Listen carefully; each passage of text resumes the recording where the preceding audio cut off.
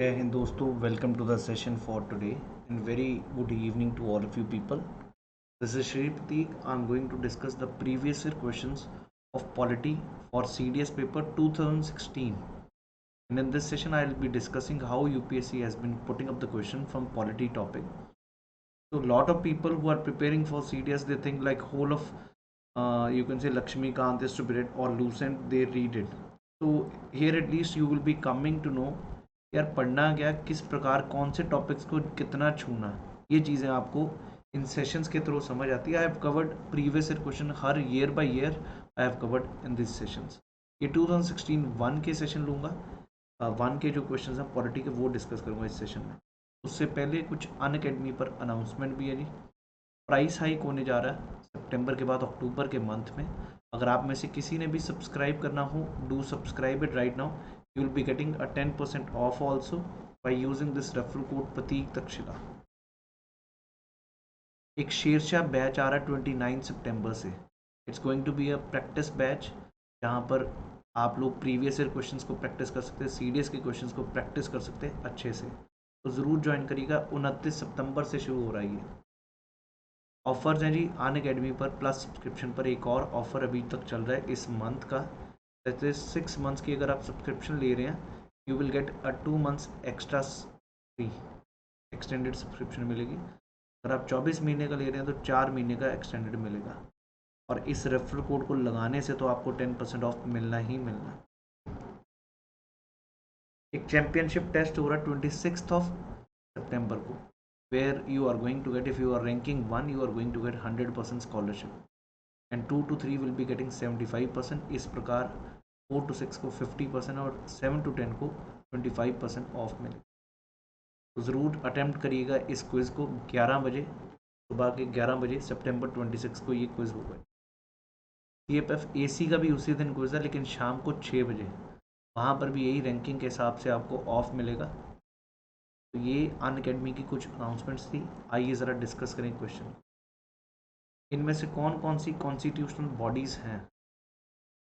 Number 1 national commission for scheduled tribes, national commission for women, national commission for minorities, then national human rights commission. बहुत simple question है. Answer सिर्फ national commission for scheduled tribes है जी. ये सब statutory bodies हैं. तो answer should have been the A option in this question. That was about which of the following is a constitutional body. वैसे भी याद रखिए, ना ही CIC कॉन्स्टिट्यूशनल बॉडी है, ना CBI कॉन्स्टिट्यूशनल बॉडी है. कॉन्स्टिट्यूशनल बॉडीज़ वो हैं जिनके बारे संविधान में दिया हो. क्लियर है? In which are under article some. CAG, finance commission, CEC, ये सब कॉन्स्टिट्यूशनल बॉडीज़ हैं. National commission for SC, recently national commission for OBC को भी कॉन्स्टिट्यूशनल बॉडी बनाया गया. आइए अगला क्वेश्चन देखिए. Category of overseas citizens of India. तो ये किस साल ये दिया गया? Citizenship act of India through an amendment in the year. कौन सी overseas citizen? Is year 2003. He should have been the right answer in this question. Is everyone clear about this thing now? Overseas citizenship के ऊपर question है, तो इसका answer होना चाहिए year 2003. आइए ज़रा अगला क्वेश्चन चेक करें. Right to education was added by which amendment? Very simple question. 86th amendment से अंडर आर्टिकल 21A में राइट टू एजुकेशन डाल दिया गया था. और 51A फंडामेंटल ड्यूटीज़ में 11th फंडामेंटल ड्यूटी ऐड की गई. इसी अमेंडमेंट के साथ इवन आर्टिकल 46 भी, 46 नहीं 45 भी अमेंड किया गया था, जहाँ पर 0 to 6 कर दिया गया था DPSP में. तो 3 जगह अमेंडमेंट्स हुई थी विद 86th अमेंडमेंट. आइए ज़रा अगला क्वेश्चन चेक करेंगे. The province of Assam was created in the year 1911. 11 districts comprising Assam were separated from the Lieutenant Governorship of Bengal and established as an independent administration under a chief commissioner in the year 1874. ये basically history का question है, but still let's answer this question. Answer is both of these statements are right. Assam 1911 में जब partition of Bengal हो चुका था, 1905 में जब इसकी एनलमेंट की गई थी और वापस जोड़ दिया गया, उस समय प्रोविंस ऑफ असम बनाया गया था. तो बिल्कुल ठीक है जी. अगला क्वेश्चन देखेंगे. President has right to address and send message to the council of ministers. Second, to elicit specific commission. and call for information relating to proposal for legislation. All decisions of the Council of Ministers relating to administration of the Union must be communicated to the President. ये तीनों बिल्कुल जी powers हैं इस समय president के पास. तो answer यहाँ पर डी ऑप्शन होना चाहिए with respect to the powers. Next question की बात करेंगे जी अभी. In which of the following constitutional validity of the Muslim women, that is protection of divorce, rights of divorce act 1986, was held by the Supreme Court of India? It is very famous Shah Banu Begum case, Muhammad Ahmad Khan versus Shah Banu Begum case. In that case it was done. तो ये याद रखिएगा जी. And this was the case where right of a Muslim was given. और यहाँ पर अगर हम बात करें validity of the Muslim women, answer Daniel Latifi versus union of India था. शाह बानो बेगम केस भी डिवोर्स के ऊपर था, लेकिन इसका आंसर दानियल लतीफ़ी है जी, याद रखिएगा. और ज़रूर री मैरिज का यहाँ पर राइट दिया गया था इस सुप्रीम कोर्ट के केस के तहत. नेक्स्ट, सेकंड 5 ईयर प्लान में किस चीज़ पे फोकस किया गया था जी? Second 5 year plan, rapid industrialization with particular emphasis on the development of basic and heavy industry. Is not, पहले तो क्वेश्चन में चेक करिए, नहीं था ये तो पहला बिल्कुल ठीक है. Large expansion of employment opportunities बिल्कुल ठीक है. Achieve self sufficiency in food production and to the requirements of the industry and export. Reduction of inequality in income and wealth and a more even distribution. बिल्कुल simple question है, ये answer इसका C option होना चाहिए था, क्योंकि ये self sufficiency का कॉन्सेप्ट ही थर्ड 5 ईयर प्लान में आया था. पहले 5 ईयर प्लान में पूरा एग्रीकल्चर पे फोकस किया था, हेरोल्ड डॉमर्स प्लान कहा गया था. सेकंड 5 ईयर प्लान को हमने कहा था मेलानोबिस प्लान, नेहरू मेलानोबिस प्लान, जहाँ पर इंडस्ट्रियलाइजेशन पे फोकस था. सी राइट आंसर होना चाहिए. National policy for children recognizing 2013 के तहत every child as a children who is at the age of below of 18 years. It's a very important point, याद रखिएगा जी. बिलो 18 साल से नीचे को माना गया है चाइल्ड.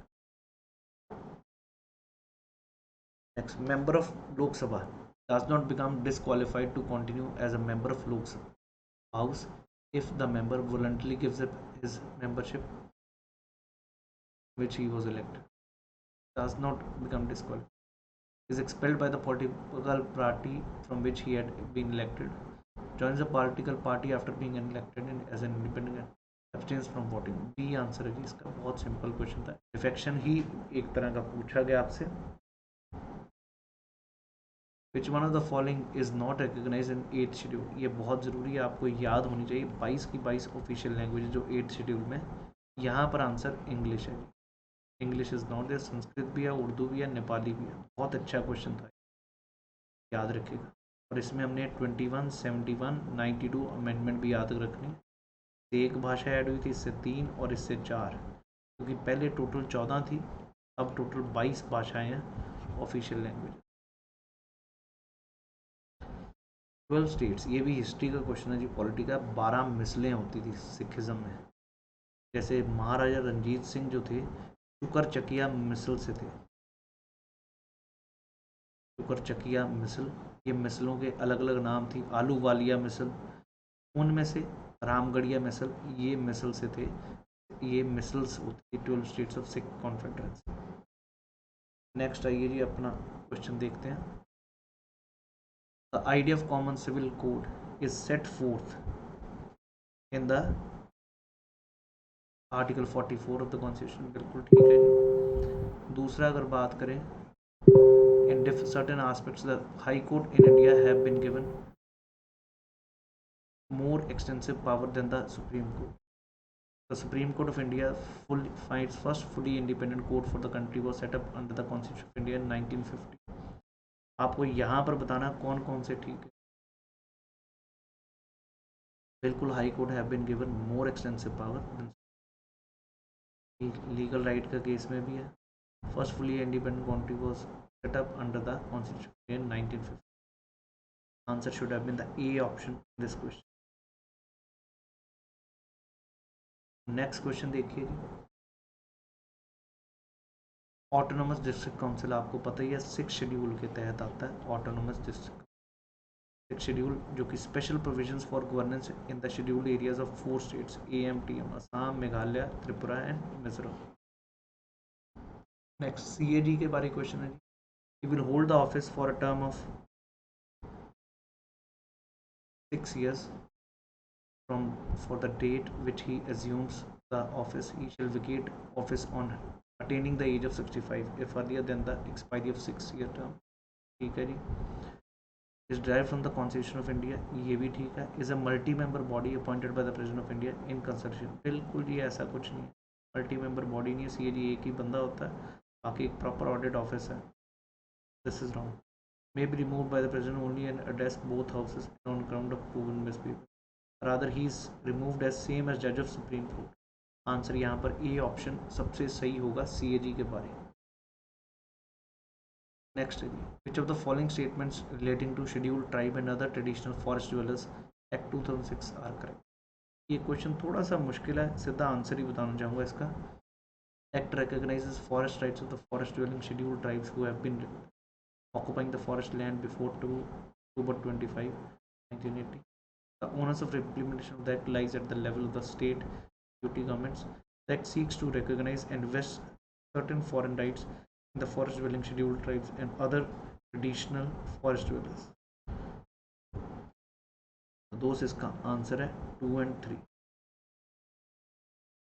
आइए अगला क्वेश्चन चेक करेंगे, ये इंपॉर्टेंट क्वेश्चन है। Rarest of the rare in the award of death sentence, ये किस केस में कहा गया था? Bachan Singh versus state of Punjab.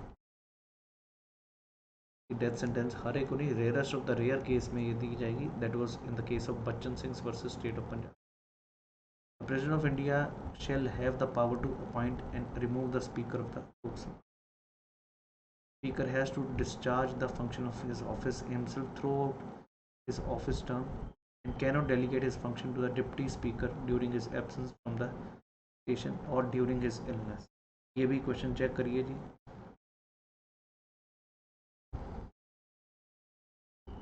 This is B. ना तो अपॉइंट स्पीकर को करता राष्ट्रपति और ना रिमूव करता। पहले तो ये चीज़ याद रखिएगा जी। और दूसरा term, speaker has to discharge the function himself throughout his office term, cannot delegate his function to deputy speaker होता है, इसलिए अगर स्पीकर नहीं है तो उसकी जगह संभाले डिप्टी स्पीकर। दोनों स्टेटमेंट्स यहाँ पर। Next question, second ARC commission, very important. आपको बताना है यहाँ पर सेकंड ARC के बारे में। Reforms in the institutional arrangements for good governance, reforms in the Indian penal code in the criminal code justice, creating an ombudsman mechanism for reduction of the corruption in public life, devising new measures for urban governance and good governance में लाने के लिए सारा second ARC। याद रखिएगा second ARC बना कब था? 2005 में। इसके जो हेड थे वो हनुमंत राव थे, हनुमंत राव कमीशन। एक बार ज़रूर चेक करिएगा, 2005 में सेकेंड ARC कमीशन बना था। कई बार ईयर भी पूछा हुआ तो याद रखिएगा। Next, writ of prohibition against judicial and quasi judicial authority, बिल्कुल ठीक है। From proceeding in a case where it has no jurisdiction to try, ठीक है जी। Restrain a person from holding a public office, ये तो हो गया जी। Over and 2, 1 and 2 is the right answer. A should have been the right answer in this question, writ of prohibition. Writs काफ़ी important है आपके डिफेंस के exams में, बार बार पूछता आपके CDS के पेपर में, NDA के पेपर में writs. Next question, prime minister of India were defeated by vote of no confidence, इनमें से कौन कौन से प्रधानमंत्री थे जो नो कॉन्फिडेंस मोशन से थे? नंबर 1 मोरारजी देसाई ऑप्शन है, Vishwanath Pratap, HD Deve Gowda, Atal Bihari Vajpayee. Answer is 2, 3, 4। याद रखिएगा C option, VP Singh, HD Deve Gowda और अटल बिहारी वाजपेयी। ये याद रखिएगा जी। ये नो कॉन्फिडेंस मोशन के तहत आज तक प्रधानमंत्री जो डिफीट हुए। नो कॉन्फिडेंस मोशन सिर्फ लोकसभा में ही होती है। When the party who is ruling is not having majority, opposition ruling opposition party can start the no confidence motion। The maximum permissible strength of the Lok Sabha of the Rajya Sabha is 250। 238 members are directly elected indirectly from the states and UTs। It shares legislative powers equally with Lok Sabha in matters such as creation of All India Services. बिल्कुल ही 240-312 के तहत all India services are created by Rajya Sabha.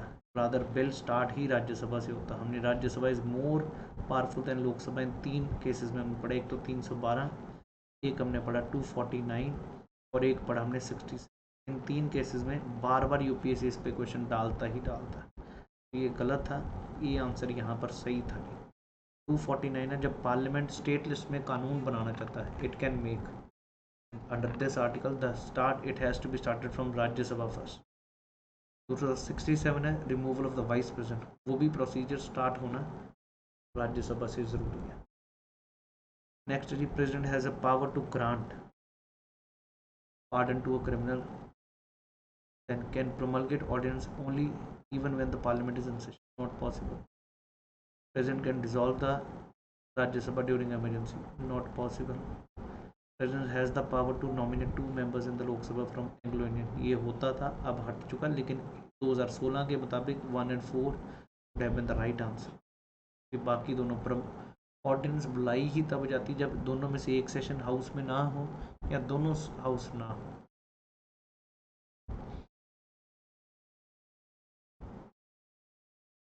तो ये थे कुछ questions 2016 एक के. अगली वीडियो में 2016 2 के प्रीवियस ईयर क्वेश्चन डिस्कस करूंगा आप लोगों के साथ. सीडीएस के, पॉलिटी के. आप में से किसी ने भी अगर अन अकेडमी पे सब्सक्राइब करना हो, आप वहाँ पे डाउनलोड कर सकते हैं अन अकेडमी ऐप, और फिर मेरी प्रोफाइल को सर्च करके you can just follow me, get to know about whole of these courses by me for geography, polity, history, science and the economics part. Just join me by choosing this category CDS, FCAT, CFF and then get the subscription there.